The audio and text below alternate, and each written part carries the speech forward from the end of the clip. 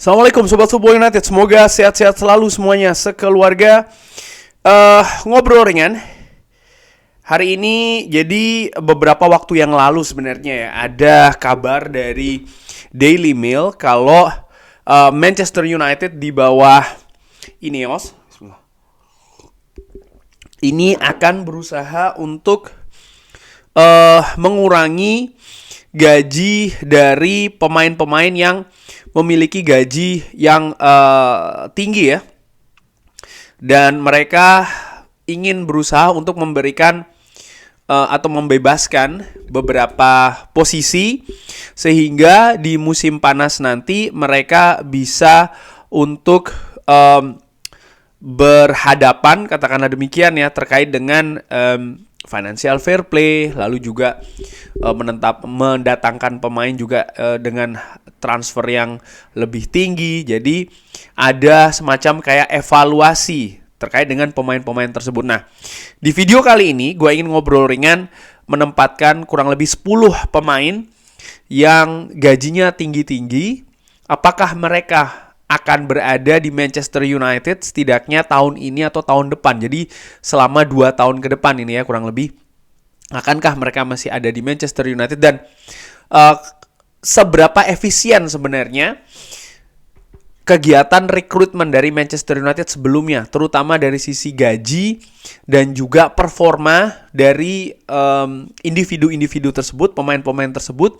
Dan nanti dilihat juga ya performa dari Manchester United dengan besarnya gaji yang sudah dikeluarkan. Nah, ini dia nih, gua ambil dari The Devil's DNA, ini akun Twitternya. Di situ ada analisa performa klub ya sampai dengan tanggal 22 Desember tahun lalu, tahun 2023 untuk musim kompetisi 2023-2024. Bagaimana performa klub dibandingkan dengan gaji, tagihan gaji, kurang lebih demikian. Nah, yang ke atas itu adalah jumlah gaji.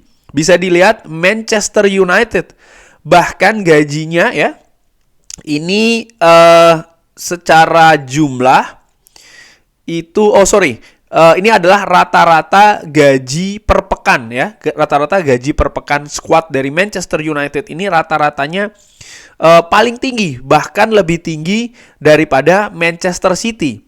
Tapi dari grafik yang itu yang naik ke atas, grafik yang ke kanan itu menunjukkan performa berupa ini XGD per 90 menit. Bisa dilihat ya. Arsenal itu yang terbaik ya. Peringkat mereka juga sebelum tahun baru juga tinggi ya kan. Lalu ada Manchester City, ada Liverpool, lalu ada Newcastle. Jadi 4 tim ini yang performanya dari sisi XGD ini bagus, 4 besar. Lalu kemudian ada Chelsea ya. Dan kalau melihat Newcastle itu rata-rata gajinya per pekannya rendah.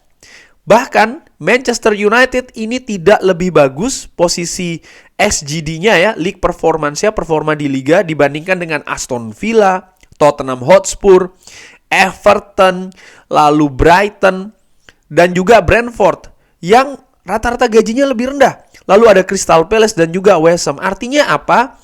Ada tidak efisien lah ya. Artinya ada hal yang tidak efisien dalam berupa gaji.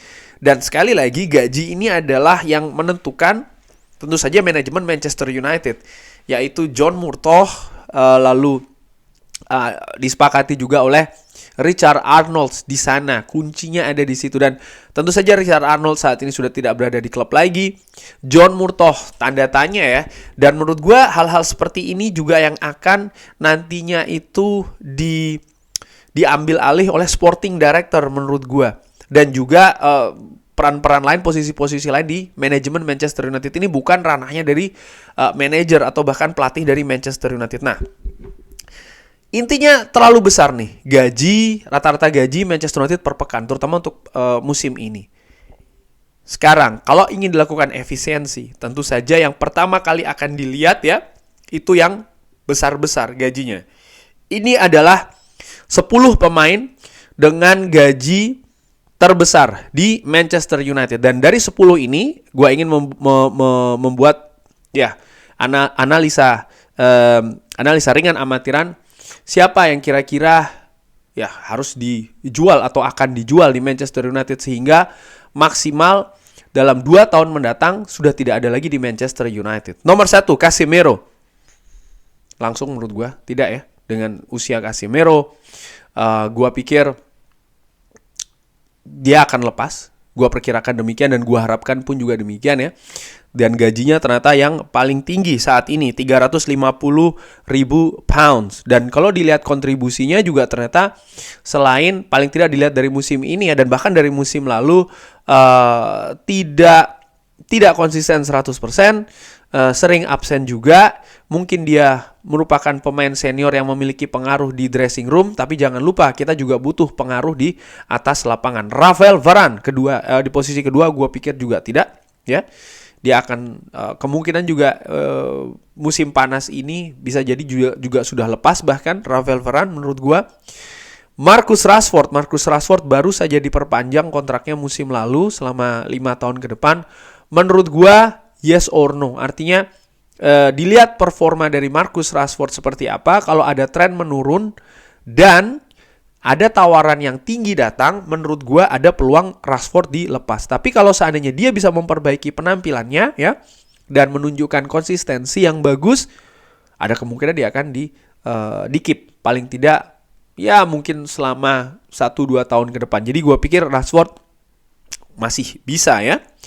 Mason Mount musim ini tidak fair untuk dinilai karena masih musim pertamanya, dia juga banyak absen, jadi harus dilihat dulu. Tapi kalau melihat dari proyeksi dari tim kepelatihan Manchester United, gua perkirakan dia masih akan tetap stay di Manchester United. Jadon Sancho, jelas ya, Jadon Sancho sudah dalam proses untuk keluar ke Manchester United, dan menurut gua di musim panas nanti sangat besar Jadon Sancho akan keluar secara permanen. Jadi sudah ada 1, 2, 3 pemain. Anthony Martial pun juga demikian. Menurut gua dia akan segera selesai di Manchester United. Bruno Fernandes jelas menurut gua akan tetap stay di Manchester United. Bagaimana perannya sangat vital, sangat krusial di Manchester United sebagai seorang kapten, sebagai pusat kreasi solusi dari Manchester United. Ada banyak suara negatif ABCD, gua nggak tahu itu berdasarkannya apa ya, karena kalau dilihat dari sisi kontribusi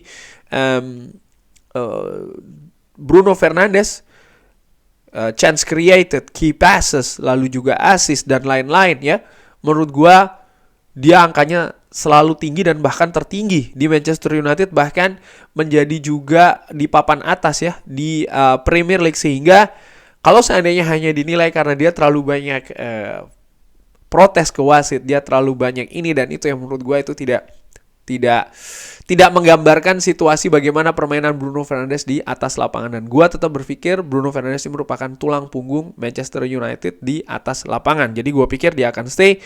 Anthony menurut gue punya peluang yang besar akan selesai di Manchester United, mengingat ternyata gajinya tinggi, transfernya juga tinggi. Nah, mungkin hanya faktor transfer ini ya, bagaimana Manchester United terlalu besar angka transfernya dari Ajax, dan ketika dilepas atau akan dijual katakanlah demikian, kan pastinya butuh atau mengharapkan ada harga yang juga tinggi supaya kerugian itu tidak terlalu besar.